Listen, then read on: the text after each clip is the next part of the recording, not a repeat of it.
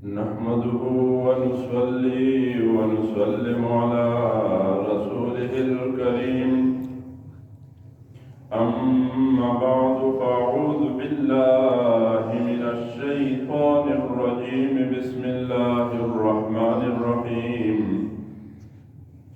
ألم تر إلى الذين قيل لهم كفوا أيديكم وأقيموا الصلاة وآتوا الزكاة فلما كتب عليهم القتال إذا فريق منهم يخشون الناس كخشية الله أو أشد خشية وقالوا ربنا لم كتبت علينا القتال لولا أخرتنا إلى أجل قريب قل متاع الدنيا قليل والآخرة خير لمن اتقى ولا تظلمون فتيلا سبحانك لا علم لنا إلا ما علمتنا إنك أنت العليم الحكيم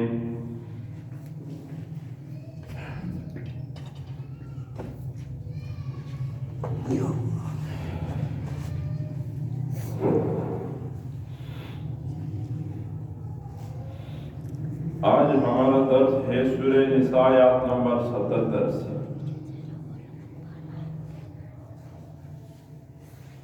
اس آیات کریمہ میں اللہ رب العالمین نے بعض لوگوں کا حال بیان فرمایا ہے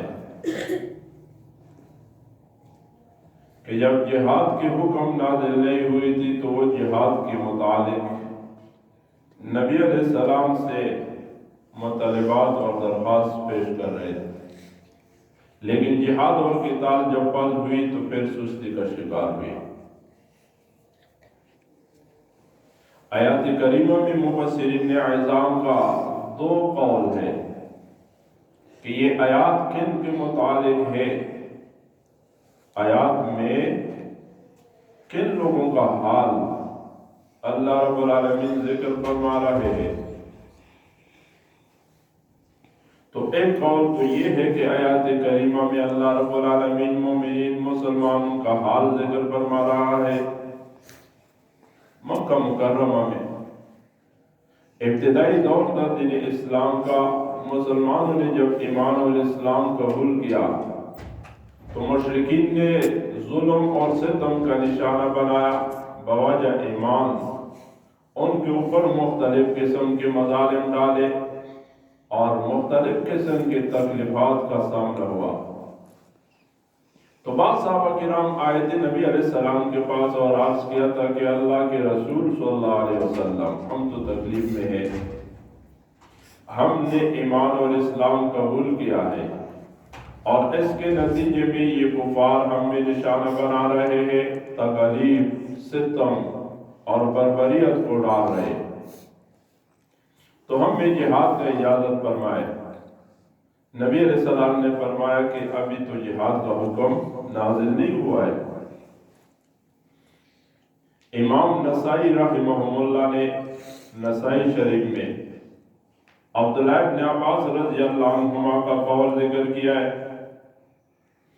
کہ بعض صحابہ کرام آئے تھے نبی علیہ السلام کے پاس ابتدائی دور میں، اسلام اور ایمان قبول کرنے کے بعد جب ظلم اور ستم کا نشانہ بنے تو نبی علیہ السلام کے پاس آئے تھے اور عرض کیا تھا کہ کننا فی عز ونحن مشرکون، کہ ہم تو عزت کے حالت میں تھے جب ہم شرک کے حالت میں تھے، لیکن جب ہم نے ایمان قبول کیا اور اسلام قبول کیا تو یہ کافر ہے، ہم میں نشانہ بناتے ظلم کا، مار پیٹ کر رہے اور مختلف قسم کی مظالم ہمارے اوپر ڈال رہے ہیں، تو اس لیے ہم میں اجازت مراحمت فرمائے جہاد اور قتال کا۔ تو نبی علیہ السلام نے فرمایا کہ انی امرت بالعفو فلا تقاتل القوم، کہ مجھے تو عفو کا حکم ہے، معافی کا حکم ہے، ابھی اس قوم کے ساتھ جہاد نہ کرو۔ لیکن جب مدینہ طیبہ کو ہجرت فرمایا اور پھر اس کے بعد جہاد کا حکم بھی نازل ہوا تو وہ لوگ کہ جنہوں نے پہلے مطالبہ کیا تھا وہ سستی کا شکار ہوئی.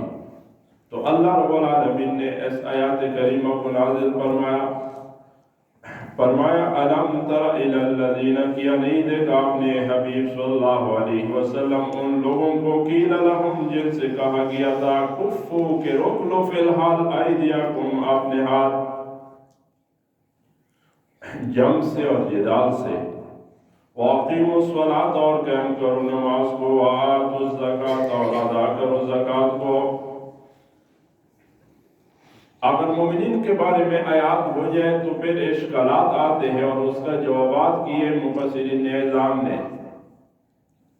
ایک اشکال تو یہ وارد ہو رہا ہے، فلما كتب عليهم القتال، پس جب فرض کیا گیا ان پر جہاد، اذا فریق منہم، تو ایک گروہ ان میں سے وہ ہے، یخشون الناس، جو ڈرتے لوگوں سے، خشیت اللہ ہے، جیسے ڈرنا چاہیے اللہ سے، او اشد خشیہ، یا اس سے بھی زیادہ ڈرنا.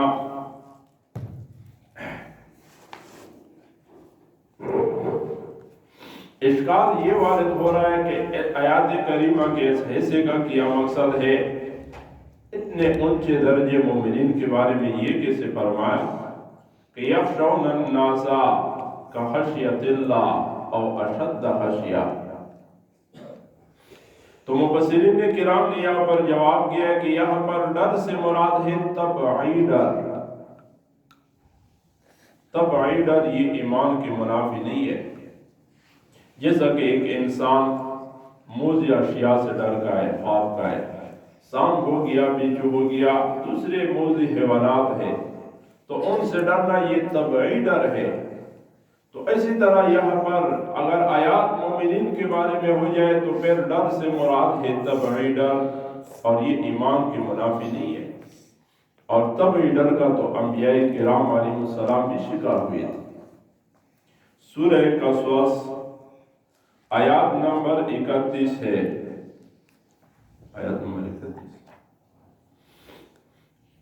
حضرت موسیٰ علیہ السلام کا واقعہ اللہ رب العالمین نے بیان فرمایا ہے، وَعَنْ أَلْقِ عَصَاكَ، اور یہ کہ ڈال اپنے لاٹھی. اللہ نے حکم دیا موسیٰ علیہ السلام کہ جو ہاتھ میں لاٹھی ہے، عصا ہے، زمین پر ڈال.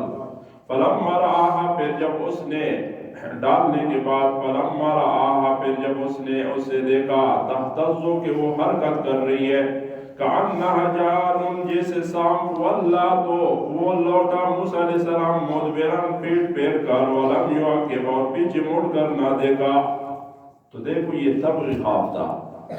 تو طبعی خوف یہ ایمان کی منافی نہیں ہے. انبیاء کرام علیہ السلام کے اوپر بھی طبعی خوف تو آیا تھا. تو یہاں پر یخشون الناس کخشیت اللہ، اس سے مراد ہے طبعی ڈر، اور یہ ایمان کی منافی نہیں ہے. اور یا دوسرا جواب مفسرین کرام نے یہاں پر یہ کیا ہے، او اشد خشیہ ہے، کہ دیکھو ایک اللہ رب العالمین سے ڈر ہے، یہ عقلاً ہے، اور ایک دشمن سے ڈر ہے، کافر سے ڈر ہے، وہ طبعاً ہے. اور یہ مشاہدہ ہے، عام مشاہدہ ہے اور قاعدہ ہے کہ طبعی ڈر کے مقابلے میں، عقلی ڈر کے مقابلے میں طبعی ڈر یہ حاوی ہوتا ہے، زیادہ ہوتا ہے. اور ایک جواب مفسرین کرام نے یہ بھی کیا ہے کہ دیکھو ایک تو اللہ رب العالمین سے ڈر ہے، لیکن دوسری طرف رحمت کا امید بھی ہے. اور کافر ہے تو ان سے ڈر ہے جب ان کا تسلط ہے، اور رحمت کا رحم کا کوئی امید نہیں ہے. تو اس اعتبار پر فرمایا کہ او اشد خشیہ، بلکہ اس سے بھی زیادہ خوفزدہ ہو گئے. تو یہ جوابات کیے ہیں یہاں پر مفسرین کرام نے. لیکن یہ اس صورت میں کہ جب آیات مومنین کے بارے میں ہو جائے تو پھر یہ اشکالات آتے ہیں، اور اس کا یہ جوابات ہیں جو آپ کے سامنے بیان ہوئی. لیکن اگر آیات منافقین کے بارے میں ہو جائے، جیسا کہ امام قرطبی رحمہ اللہ اور ہمارے بعض مشائخ کرام نے اس بات کو ترجیح دیا ہے کہ آیات منافقین کے بارے میں ہے، اور منافقین عام معنی میں مکہ مکرمہ کے دور میں یہ نہیں تھے.